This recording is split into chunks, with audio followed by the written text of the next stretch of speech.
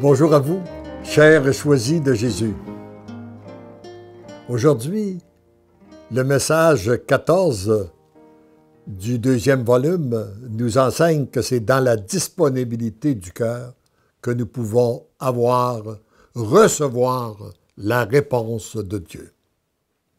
Et pour vous aider à vous situer, nous sommes en février 99, quelque temps avant la parution du premier volume, mais le manuscrit avait commencé à circuler. Et je reçois 2 appels des gens qui ont lu le manuscrit. Et je suis inquiet. Je me dis, ça va me conduire où ça? Quel dérangement tout ça va occasionner dans ma vie? Et est-ce que je dois répondre à ces appels-là ou pas? Alors voici la prière que je formulais et voici aussi la réponse.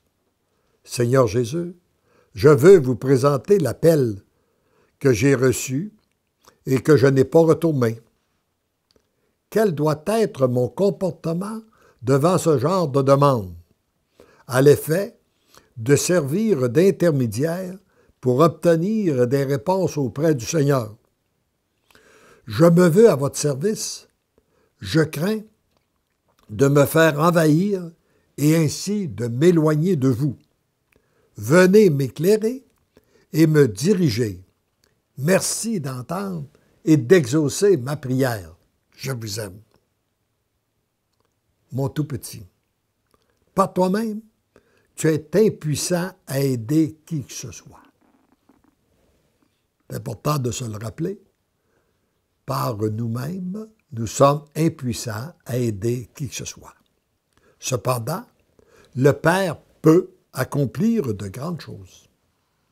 Les charismes qu'il te donne ne sont pas pour toi, bien qu'à l'occasion tu puisses en bénéficier.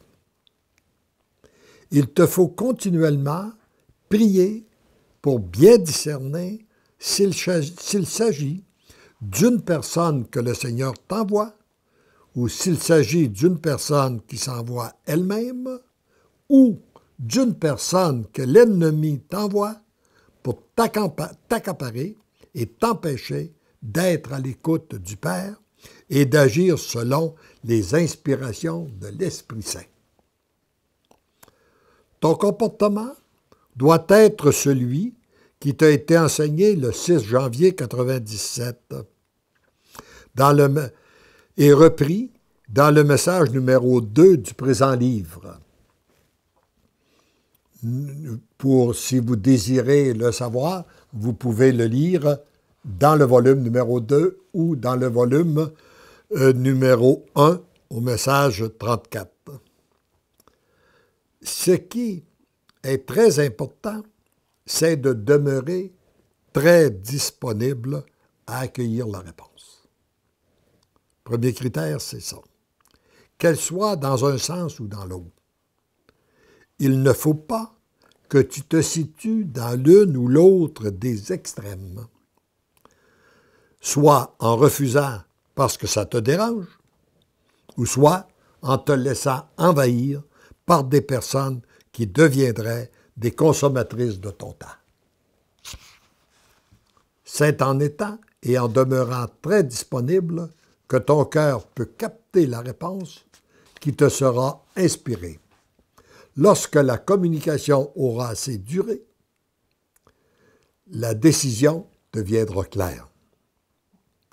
Vous êtes à l'époque où l'amour doit pouvoir circuler librement à travers vous pour rejoindre d'autres personnes. Bien sûr, dans l'invisible d'abord, mais vous avez aussi à vivre des expériences visibles pour plusieurs raisons. Vu l'importance de ce texte, je le reprends, parce qu'il ne s'agit pas juste pour moi, mais bien pour vous tous aussi, là. Vous qui m'écoutez en ce moment, vous êtes à l'époque où l'amour doit pouvoir circuler librement à travers vous pour rejoindre d'autres personnes. Bien sûr, dans l'invisible, là, par vos prières en priant pour l'univers. mais vous avez aussi à vivre des expériences visibles pour plusieurs raisons. Vous dépassez dans la générosité. Vérifiez si vous laissez passer l'amour.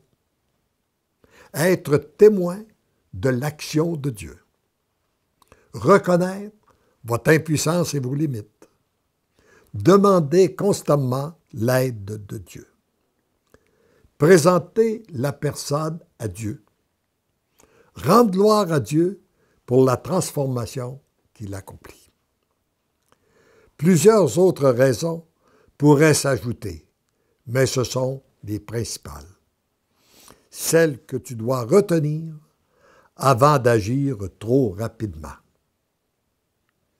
Oui, tu dois retourner l'appel que tu as reçu pour que la personne te formule sa demande. Mais par la suite, tu agiras selon ton inspiration.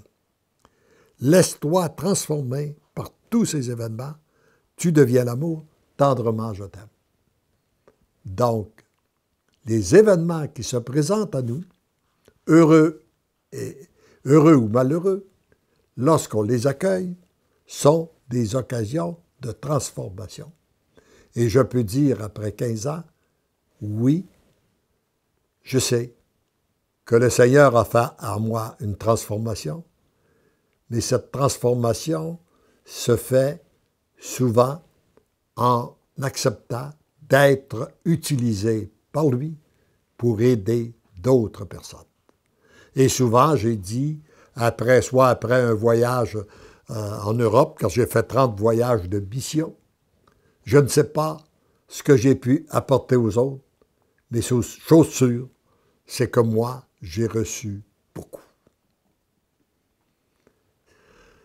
Et c'est toujours plus nous donnons, plus nous recevons. Heureux sommes-nous d'être sur cette voie où l'amour peut circuler en nous, autour de nous et à travers nous.